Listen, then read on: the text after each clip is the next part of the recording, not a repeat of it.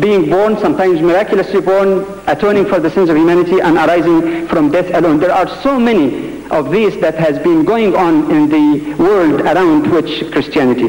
So just to conclude, as the Quran itself presents itself, say, O people of the book, come to a common terms between you and us, that we worship none but God alone, that we associate none with him in worship, and that we should not take from among or erect from among ourselves as humans gods besides God. If they turn back, say, bear witness, we are Muslims. That means we can still love each other, understand each other, exchange information, but live also as friends.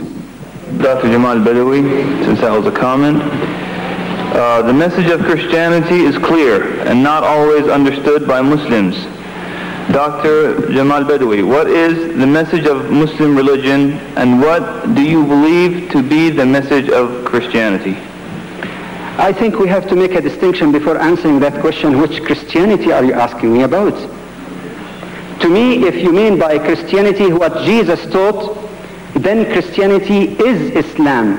And the Quran insists that all prophets were Muslims, because the word Islam actually means to willingly, consciously, lovingly, and trustingly submit to God and follow his command and accept his grace. Muslims do not believe, by the way, that your salvation is by weighing deeds and that by your deeds you're saved. The Prophet indicated that. It is by grace of God, but to deserve that grace you have to do something in terms of correct belief and actions.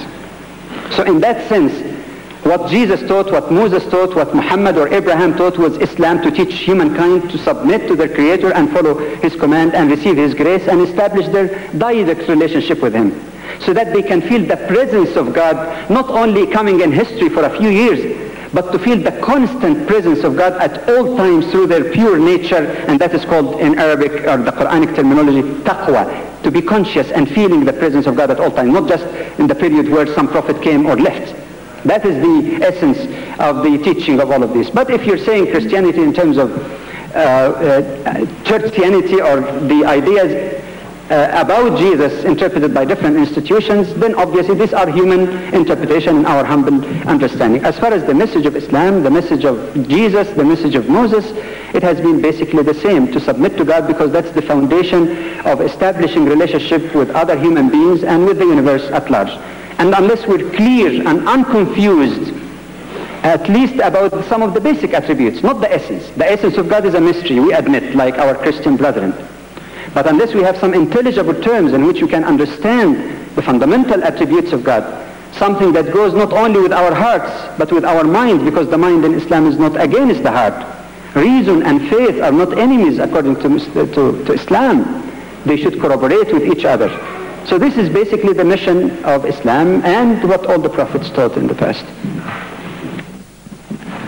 Reverend Burns, as you said, Jesus has been killed, and Jesus is Son of God. So where was God when they killed his Son?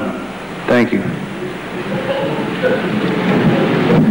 Calm down, guys. Traditional answer, as I hear it in the Christian community, traditional Orthodox answer, God the Father was in heaven feeling great pain because of the separation that was occurring as his Son died on the cross.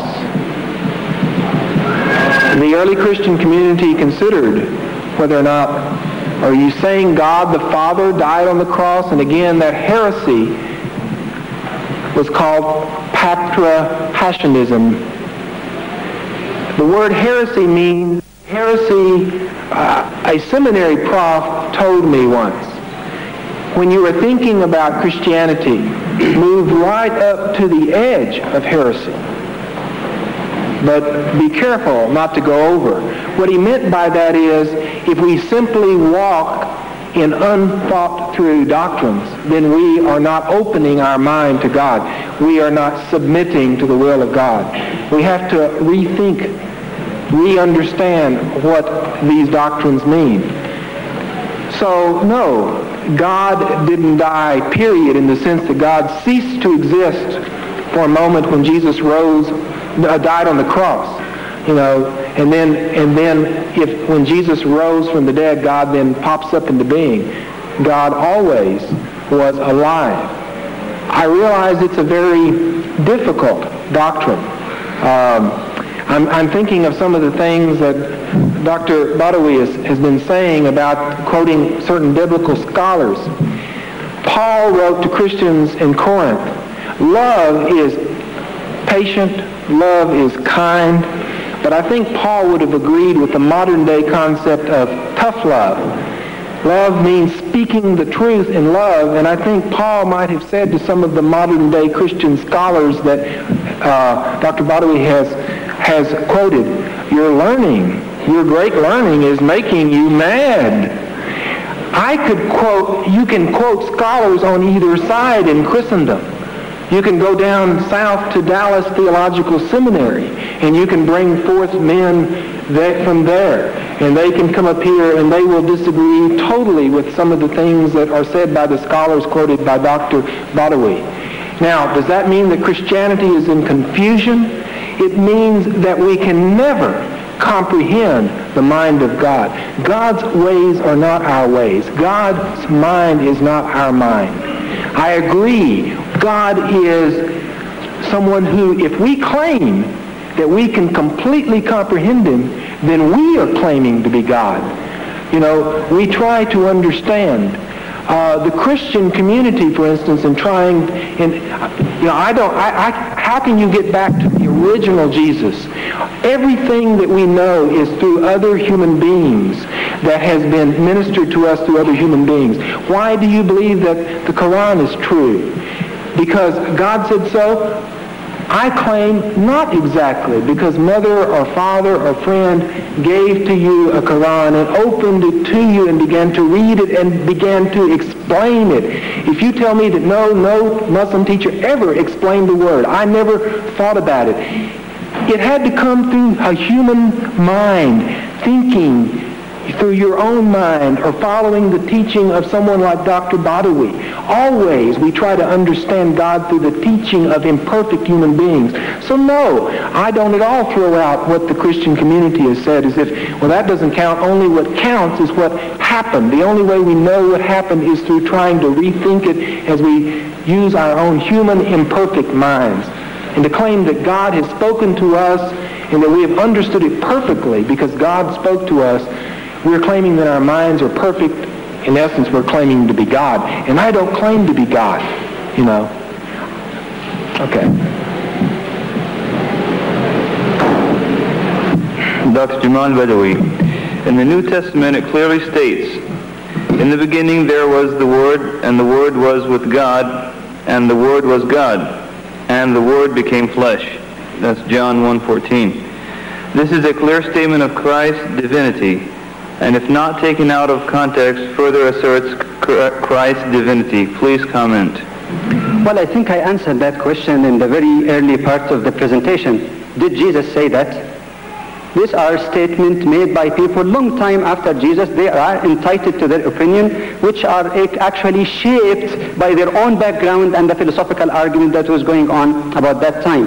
John was not an eyewitness of Jesus in all likelihood, and many biblical scholars place the date of that Bible, that gospel, about the year 100. He was not an eyewitness. He was, according to some, actually perhaps a philosopher, a student of philosophy, of New Platonic philosophy, which actually had a very similar kind of Trinity in Greek philosophy.